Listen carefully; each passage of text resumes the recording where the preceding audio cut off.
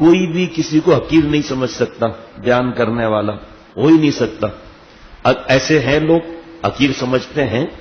ایک آدمی کی چھوٹی چھوٹی داڑھی تھی، میرے سامنے مولانا مظہر صاحب دامت برکاتہ رو رہا تھا کہ حضرت ہم مسلمان نہیں ہیں کیا، ہم انسان نہیں ہیں کیا، ہماری عزت نہیں ہے؟ بھائی کیا ہوا کہ آپ نے ایک صاحب کے لیے مجھے پرچہ لکھ کر دیا تھا، آپ نے میری سفارش کی تھی، جب وہ میں نے پرچہ دیا اس نے مجھے ڈانٹنا شروع کر دیا، داڑھی نہیں رکھتے ہو تم، ایسے ہو، میں نے آپ کا پرچہ دیا، ہٹاؤ پرچے کو، تم یہ ہو، نکلو یہاں سے۔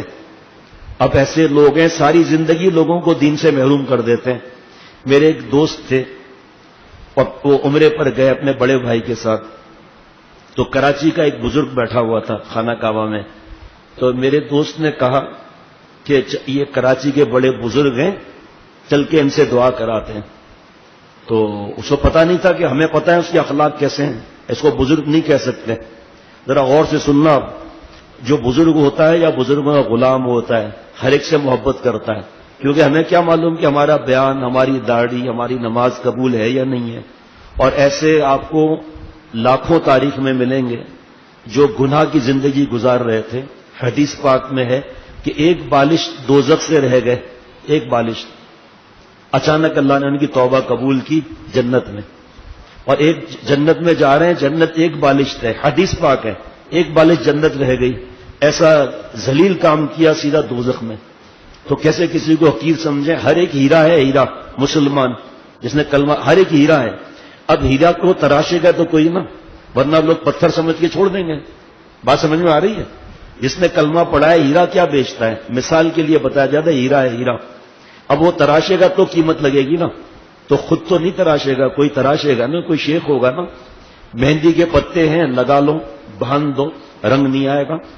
مہندی کو پیسیں گے جب تو مہندی کا پتا کہے گا ہائے مر گیا مر گیا، کہ صبر کر صبر کر، ابھی تیری کوئی قیمت نہیں ہے، تجھے پیسا جائے گا، پیک کیا جائے گا، برانڈ نیم لگایا جائے گا، اس کے بعد تیری قیمت لگے گی۔ سرما ہے کتنا قیمتی ہے، بڑے بڑے ڈلے ہوتے ہیں، اب کوئی لگایا آنکھوں میں پورا چہرہ کالا ہو جائے گا، اس کو پیسا جائے گا، جیسے ہی ہتھوڑا لگے گا تو ہائے مر گیا مر گیا، صبر صبر صبر صبر، ابھی دیکھو تمہاری کیا قیمت لگتی ہے۔ تمہارے اندر ہم خوشبو بھی ڈالیں گے گلاب کی، اور ایک اور سامان ڈالیں گے جس سے ایسی آنکھ چمکے گی لوگوں کی، جناب مفتی اعظم بھی آنکھوں میں لگائے گا، وزیر اعظم بھی آنکھوں میں لگائے گا، ورنہ تیری کوئی قیمت نہیں۔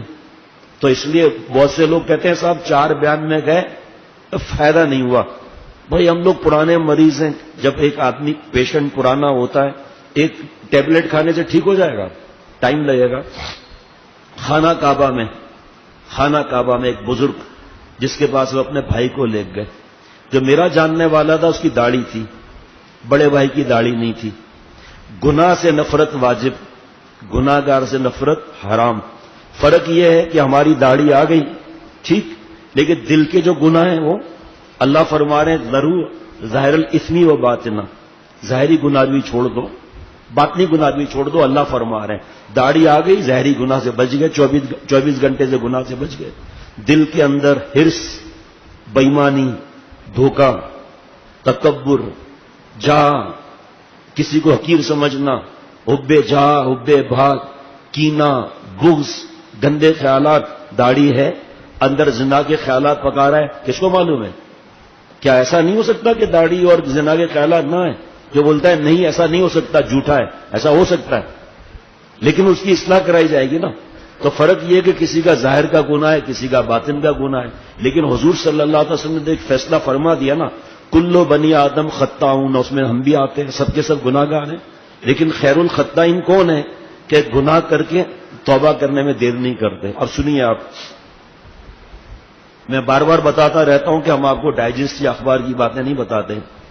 وہ جب میرا جاننے والا اپنے بغیر داڑھی والے بھائی کو لے گیا تو جس کو بزرگ کہا جائے وہ بزرگ نہیں تھا، ہے نہیں بزرگ وہ، اس نے چھوٹتے ہی خانہ کعبے میں کہا ڈوب مرو، اور بے غیرت، شرم نہیں آتی، ایک تھپڑ منہ پر مار دوں، پتہ نہیں کیا کیا جملے کہہ دیے، داڑھی کٹاتے ہو۔ اور بھائی ہم اور آپ اللہ کے مجرم ہیں نا، کسی انسان کے مجرم تو نہیں۔ اصل بات اب بتا رہا ہوں، جب میں دبئی پہنچا تو میرے دوست جو داڑھی والے تھے اس نے بتایا کہ میرا بھائی ایمان چھوڑ دیا اس نے، کافر ہو گیا میرا بھائی. میں نے کہا تو بیوقوف آدمی, مجھ سے تو کم از کم ملاتے. کہاں ہے ابھی کا؟ وہ ابھی شارجہ میں ہی ملنے نہیں آ رہا. میں نے کہا تو میرے سے تو اس کا تعلق ہے نا, 8-10 دفعہ 20 دفعہ ملاقات ہوئی, بس کا وہ شیخ بلا رہا ہے. بڑی مشکل سے وہ آیا. میں نے کہا بیوقوف, تو اللہ پر ایمان لایا ہے, قرآن پاک پر ایمان لایا ہے, حضور صلی اللہ علیہ وسلم پر ایمان لایا ہے, صحابہ رضوان اللہ علیہ مجمعین سے محبت کرتا ہے, تو کس پر ایمان لایا ہے؟ تو کسی مولوی پر ایمان لایا ہے, کسی بزرگ پر ایمان لایا ہے؟ مر جائے گا. بزرگ وہ ہے جیسے آج مولانا مفتی مجیب الرحمان صاحب بہت بڑے مفتی ہیں وہاں کے, ہر سال 16-15 مفتی بناتے ہیں اور ہر سال عالم بناتے ہیں ماشاء اللہ. اللہ نے بڑا نوازا ہوا ہے. کیا بیان کر رہے تھے وہ کہ شیخ وہ ہے جو اللہ سے ملانے کا راستہ بتائے. وہ خود بھی محتاج ہے چلنے کا, باقی سب ہے محتاج چلنے کے. میں نے کہا بیوقوف آدمی, اگر اس نے آپ کو یہ جملے کہہ دیے تو آپ تو اللہ سے تعلق جوڑو نا بھائی. داڑھی دیر سویر میں آ جاتی ہے, کبھی فصل دیر سے نکلتی ہے. حضرت والا نے بنگلہ دیش کا 5واں سفر کیا. حضرت کا روزانہ, یہاں کراچی میں حضرت حیات تھے, 20 مرتبہ داڑھی پر بیان کرتے تھے. آخر میں حضرت بول نہیں سکتے تھے تو ہمیں اشارہ کرتے تھے, بھائی آدمی آیا اس کو سناؤ, 4 اعمال سناؤ, 5 اعمال سناؤ. بہرحال تو اللہ کے کرم سے اس نے ایمان کلمہ پڑھ لیا. اللہ کے کرم سے بنگلہ دیش میں حضرت والا جب 4 یا 5ویں دفعہ گئے تو پہلے سفر میں جو آدمی ایک تھا وہ 5ویں سفر میں بھی, مطلب روز سفر میں آتا تھا. حضرت والا نے اس کے گال پر ہاتھ پھیر کے کہا روتے ہوئے کہ ہمارے کھاد پانی میں کمی ہے, اس لیے تمہاری داڑھی نہیں آ رہی. ہماری دعاؤں میں کمی ہے, ہمارے کھاد پانی میں کمی ہے. کس پیار سے فرمایا. وہ رونے لگا کہ حضرت آپ کی دعا اور کھاد پانی میں کیا کمی ہوگی, کمی تو مجھ میں ہے, میں داڑھی رکھنے کا اعلان کرتا ہوں. ایک ساؤتھ افریقہ میں بہت بڑے پوسٹ کے آدمی, لاکھوں میں تنخواہ لینے والے, یا کراچی آ گئے تھے. مجھ سے پوچھا کہ میں نے داڑھی کس طرح رکھی. میں نے کہا مجھے نہیں معلوم. کہ حضرت والا نے مجھ سے پوچھا کہ آپ داڑھی کیوں نہیں رکھتے ہو, تو میں نے کہا ایسے ہی. فرمایا میں بتاتا ہوں.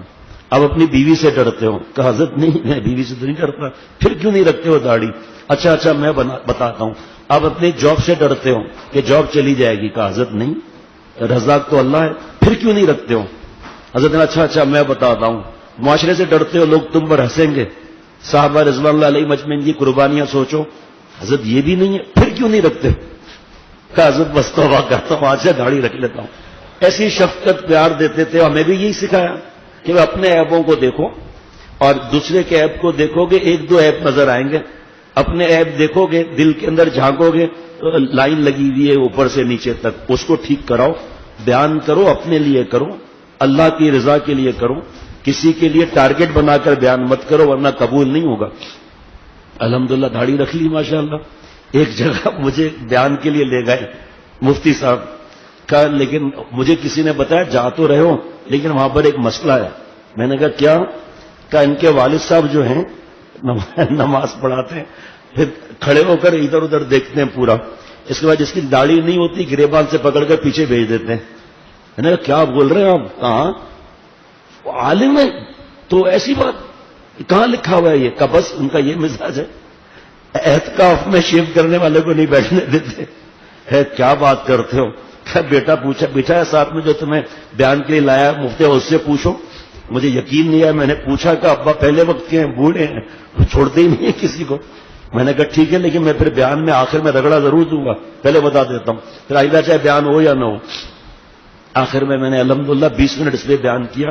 یہ تو لوگوں کو دین سے دور کرنا ہے اور حقیر سمجھنا ہے. تو الحمدللہ وہ میرے ذہن میں یہ تھا کہ اب بیان میرا ہوگا نہیں یہاں, لیکن وہ اتنی محبت کرتے ہیں. اب تو سنا ہے اس طرح نہیں کرتے, اتنی محبت کرتے ہیں.